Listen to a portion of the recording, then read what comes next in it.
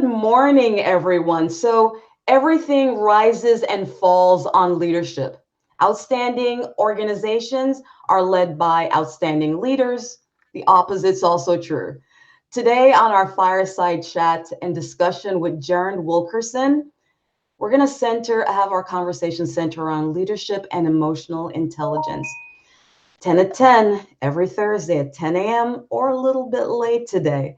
Thanks for joining us.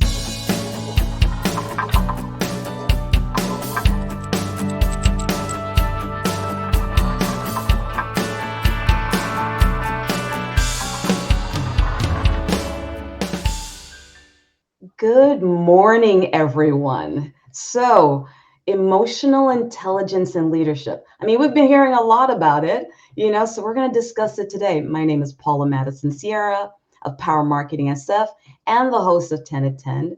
This morning, we have Jerrund Wilkerson, executive leadership consultant, mentor to young Black males, and author and speaker. Sir, good morning. Well, good morning, Paula. So thanks for being on the show. Your years of experience just humbles me.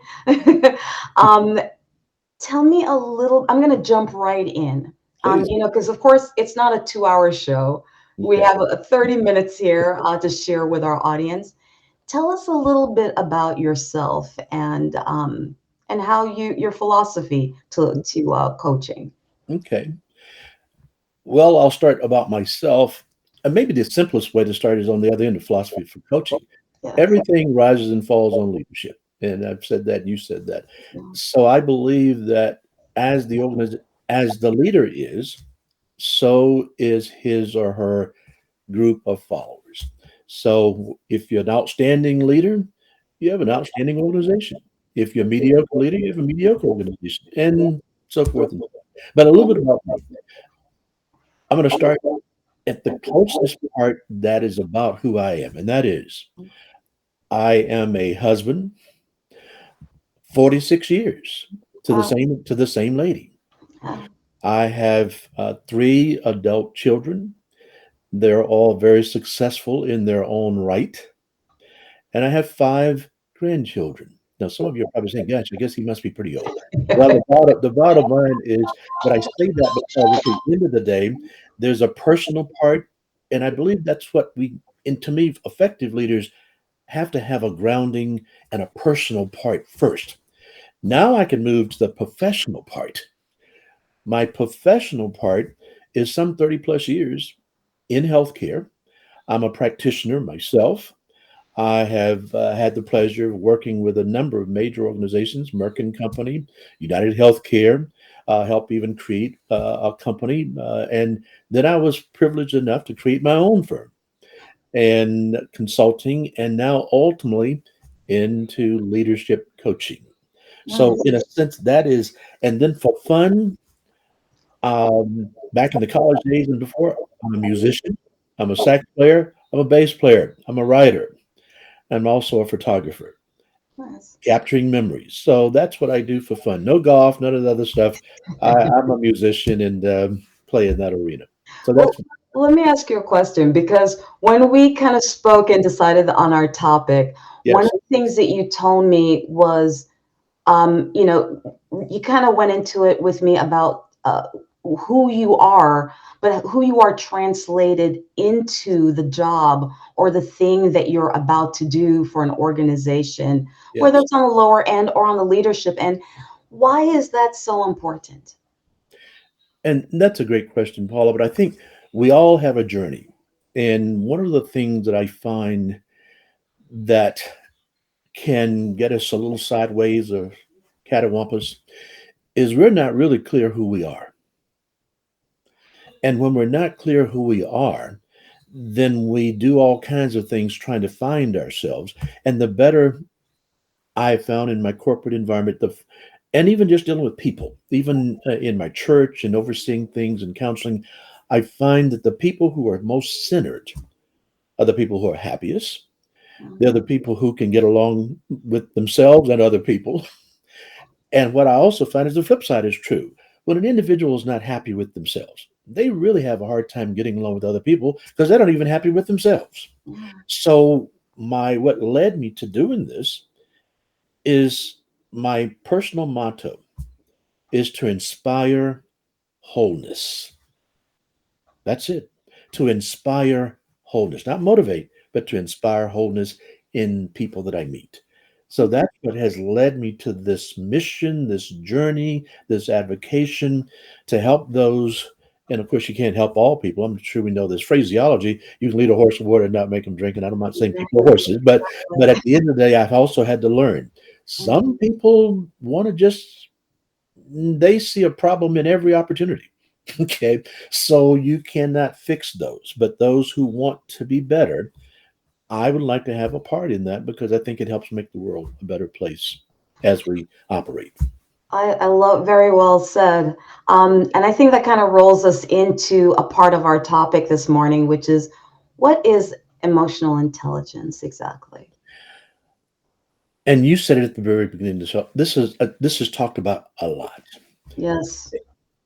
Emotional intelligence at its core is learning how to get along with ourselves so we can get along with other people.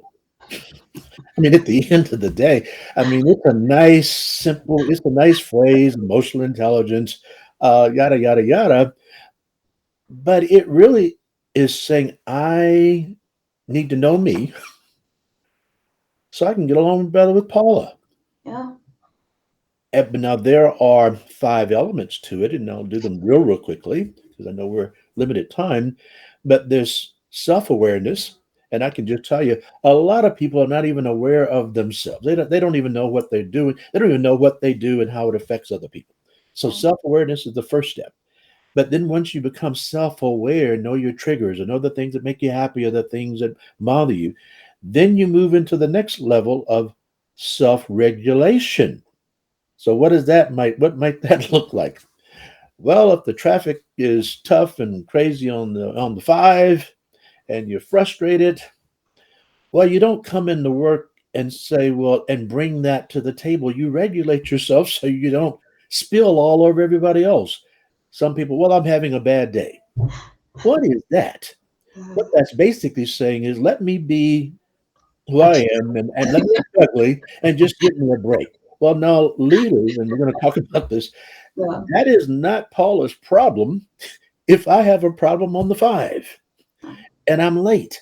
But yet I try to make it your problem, and then I want you to give me a break for Mm. acting ugly. Well, Yeah. that's not good self regulation. And then the third piece of the five is being motivated, doing things. It's not just all about me. And then the fourth one is then I can have empathy because if I regulate and handle myself, then I can kind of halfway relate and try to relate to others because I'm not in the universe all by myself. And then the fifth part is sociability, being able to get along, being able to relate and work with others. And we have a lot of people who have struggles with that. And I don't even need to mention about where we are right now in our country. Exactly. We've got a lot of stuff going A on. lot of leaders with no emotional intelligence. We got yes, It's like a lot of diaper baby actions we going have a on, right? lot of stuff going. We have a lot, and then sometimes the higher you are, you have these people in your organization who, if we know about the parable of the fable, the emperor with new clothes, they Yes. won't tell the leader that you have some issues, Yeah. okay, I because mean, there are consequences to that. So we have a lot of things going on, and the area where I work is to help do what Reed Hastings said in his book, No Rules Rule, put some sunshine on it so you can see how you are, and then you can lead better. There are more questions, but I could talk about this forever. But it's I mean, it's a big topic. It's a big topic.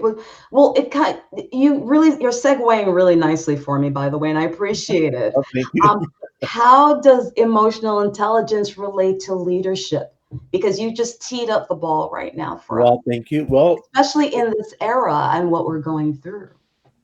Well, I'm a big proponent, and even my kids used to laugh at me. I always talked about development, leadership, and so forth, because I do think everything rises and falls on the leader. Even if we look at sports or whatever, The teams that win over and over again is because they have a great coach. There's no magic to that. Teams that are mediocre it's because they have a mediocre coach, because the coach either does or doesn't do certain things as needed. So, how does emotional intelligence fit into leadership? Leadership is basically, at its simplest phrase, and I'm using something, I'm a big John Maxwell supporter. Leadership is just influence. That's what it is. It's just influence. That means you are affecting people who are following you. Mm, Now, if that's what it is, if you have low emotional intelligence, I'm going to say it the way we might say it down south. Ain't nobody want to follow you. Okay.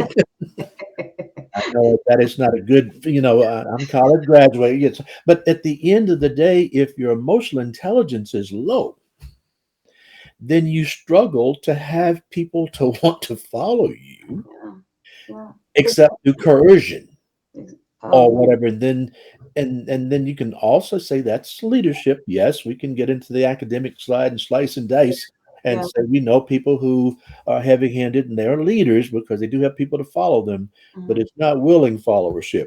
mm, And that's the biggest difference. Hopefully, we want to work and follow people who we believe we can trust them yeah, and we have no problem or in a sense following their side. So the emotional intelligence part is extremely important, and that's what we work on with leaders. We have certain things we work on that's just certain traits that leaders should have, yeah.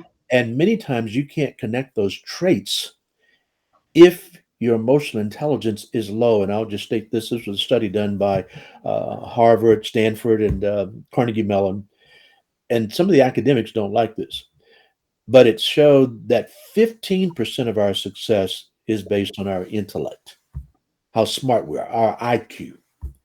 85% of our success is based on our emotional intelligence, Well, how we get along with other people. And then just to add another segment to that, there's a book called The Millionaire Mind. They surveyed a thousand millionaires, self-made millionaires in this country. And the average GPA, Paul, do you know what the average GPA was?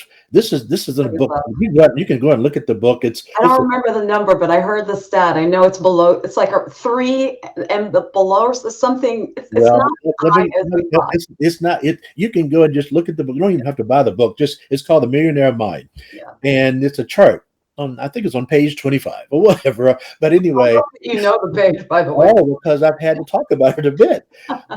The the average GPA for the self-made millionaire 2.75. Oh wow. Yeah. Yeah. Their average There SAT are some score, friends listening right now that I want you to hear that. You well, all I can tell you is this is why I said a couple of friends of mine are deans at colleges and universities, and that's a big struggle because we say the 4.0. No, no, there's nothing wrong with getting a 4.0, but the average self-made millionaire, which has a lot of grit to them, and I'll tell you the other part that's so important, is 2.75. oh, wow. What was the number one thing they said that helped them to be successful financially?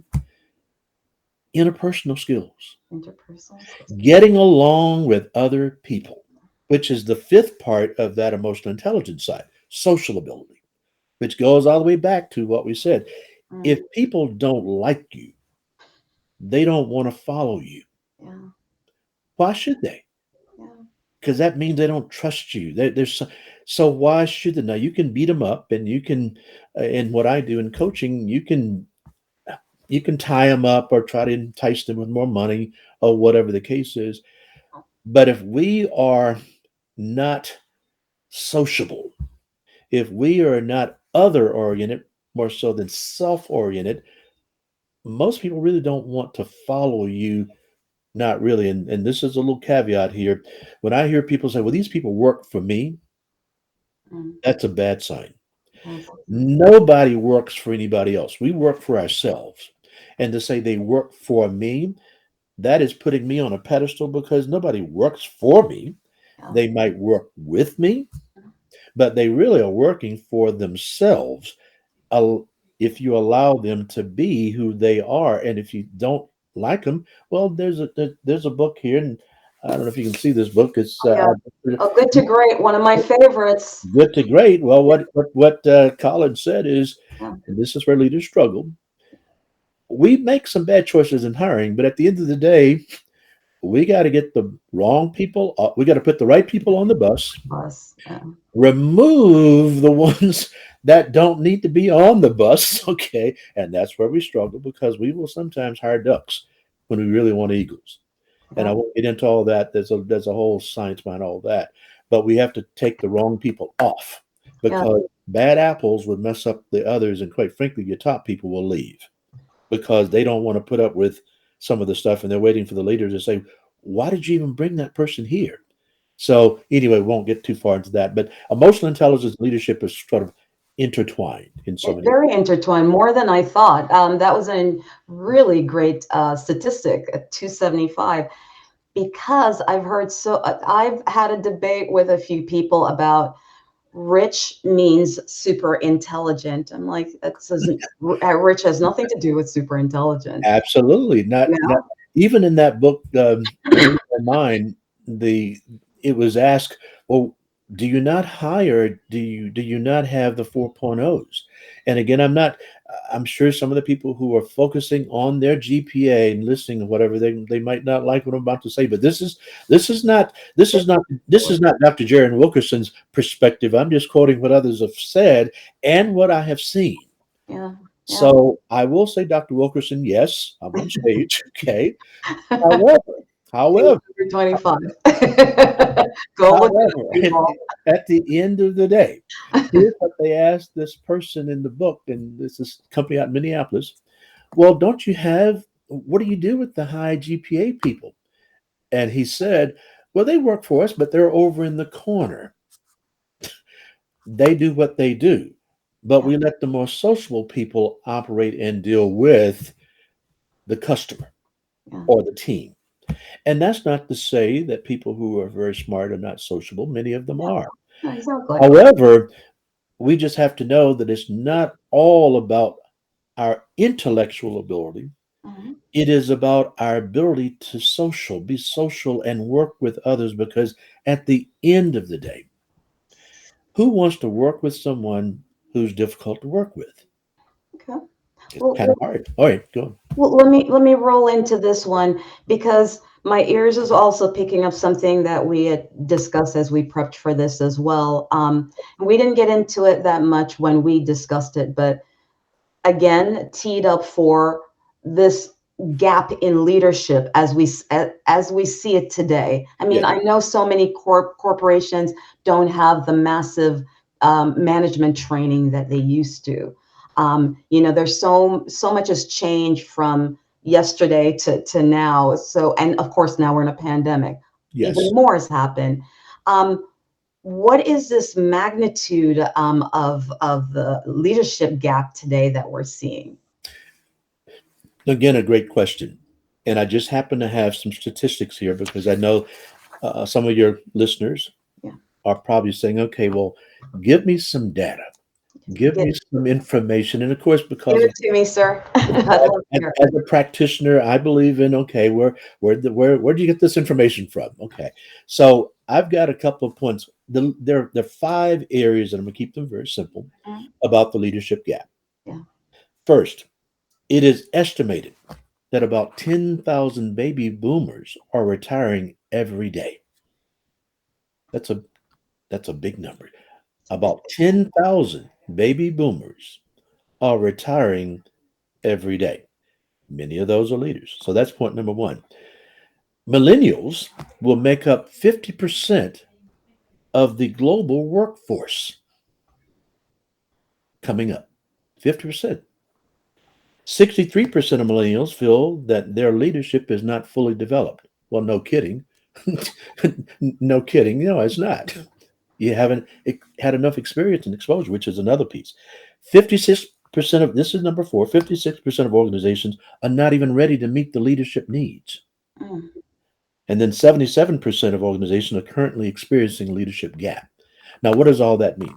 At the end of the day, we are not being intentional mm, in replacing leaders. We're not being as intentional as we need to be. And some of that has to do with the fact that we don't really even know what leadership is. Mm, We don't even know what it is. And it goes back to just some basic principles. And that's why I started off with leadership is influence. It's influencing people to do what they need to do because the leader is not going to go and do the toilets necessarily in the corporation. They're yeah, not going to cook the food. They're not going to sweep the parking lot. They're not going to probably even do some of the customer interaction. So all those people who report to that leader in one fashion or another needs to feel valued and appreciated because if those things don't work, the whole organization has its issues. yeah, yeah, So now we have to learn to develop and train people to be succession oriented. So that means build leaders, build leaders. The successful organizations understand that. So they intentionally build leaders. They intentionally. They hire from within, many of them. yeah, Why? Because you're building your you're building your backup and you got your third backup. Whether you like Alabama or not, the football team, uh, Nick Saban, to me, is a great example of someone. He's been reported to say his third string is just as good as his first string. Well, that's intentional. So that if somebody in the first string gets hurt or have to be out, well, you bring in the second guy. He's just as good. yeah. He just happens to be in the second slot, and then you bring in the third guy. Well, see, but that's intentional. You have to build that. So that's why there's a gap because we are not, as a country, intentionally in many organizations trying to close that gap, and Well, especially let me ask you a question, Jerrund. Where can leaders who are listening to this right now, where can they start right now? They're looking at their organizations. That we're getting some really wonderful key points from you right now. Where can they start right now? and thank you for that question. I think that's a very sobering question. Mm, Here's my net, Paula, as it to where do you start? I was fortunate enough to have someone to mentor me, and they would say things like, "Well, Jerrund, you need to sit up front. Jerrund, you need to think a little bit more beyond yourself. mm, You have things to offer." So let me bring it now to just everyday whoever's listening and and would like to just start. Here's my basic take. First and foremost, I think it's so important to understand that leadership is not easy. mm, That's the first step. Leadership is a challenge because why? Because when you're leading, you have people following you, effective leadership. And then you have to remember that there are different kinds of people. Some are visual, some are more touchy, some have different. The bell-shaped curve. You have that bell-shaped curve, and you have to learn to work with all of these folks. So, what do you need to do? You at least need a mentor. Well, let me say it this way first. If you have people reporting to you, I highly recommend that you have at least a mentor yeah, or a sponsor because we don't know what we don't know, and you don't get a lot of do overs in leadership. yeah, You really, when the bell is rung, you have established a certain level of trust or not. So, if you have people reporting to you, the first step is to realize this will not be a cakewalk because you have different kind of people. Second, you need a mentor or a sponsor. And this is my last point. I personally believe that many leaders need a coach, which is why I do what I do. I love it. You need a coach because a coach helps you to see what you can't see or helps you to work through things that's not so comfortable that you want to not do. Yeah, And if we don't quite appreciate that, we all know, and going back to sports again, top performers making millions and millions of dollars, they have a coach. Ironically, interesting. They have a coach and yeah, they're making millions. They're supposed to be the best of the best. They have a coach. You need that voice outside of yourself, don't you? You That's know, that's the whole point. sometimes you're blind to what's right in front of you, you know? Well, sometimes we're blind, or sometimes we're just arrogant, or sometimes we're It's just true. naive, or whatever. And I'm going to call it what it is. Sometimes we're just arrogant. Sometimes I don't, we think we know what we don't know, Yeah. and so all I'll say is, if you had leadership is not an easy deal. It has its challenges, and one of them for people who are very self-centered. When you are the leader and things happen well, you have to share that success. Mm, When you are the leader and it doesn't go so well, guess what? You have to disappointing. own it all yourself, Mm, mm, which is why some people who are very self centered struggle with being effective leaders yeah, because they have a hard time realizing they didn't lead well. So they want to blame it on, well, no, that creates an issue of trust. yeah, And once your people see that, they don't trust you, yeah, and the Eagles will leave. So, yeah. summarize real quickly. If you have people reporting to you, Yes. you should at least have a mentor Yeah. or a sponsor to help you see what you can't see. And those are that's general. Many people need a coach because a coach different from a mentor. A mentor doesn't hold you accountable. They just offer suggestions, views, and so forth. A coach has a plan. They hold you accountable. There's a timeline to get certain things done, and you have to go back and redo if you don't get it done. So that's a lot more intentional in helping a person with some gaps that they have in their armamentarium or don't. Yeah. So bottom line is you need somebody to help you. Do you need someone to help you? You That's it. know, That's the bottom. Jerrund, thank you so much for the information today, the You bet. stats, everything. Again, pieces that we all know, but you really pulled it together for us. So I really appreciate the information today. I Thank hope this gets folks on a roll. Please reach out to my guest today. Connect with him on LinkedIn, reach out to him to find out if it's a good connection for you. And of course, if you're ready for marketing, as always, reach out to me at Power Marketing SF. My continued mission statement in offering the show is to introduce you to my great referral partners because marketing and operations is a love story. Can't have one without the other. you. And so we need to make sure that you're inspired and you're moving forward and getting it done. I hear every week on Thursday at 10 a.m. on LinkedIn Live. Viewers, you continue to amaze me. I appreciate you so much. Stay strong through this crazy period. Keep moving forward. Jaron, thank you so much. I love a couple of those book recommendations. I'm going to be reaching out to you for them. Take care, everyone. Have a great rest of the day. All Bye. right, guys. Take care. Thank you.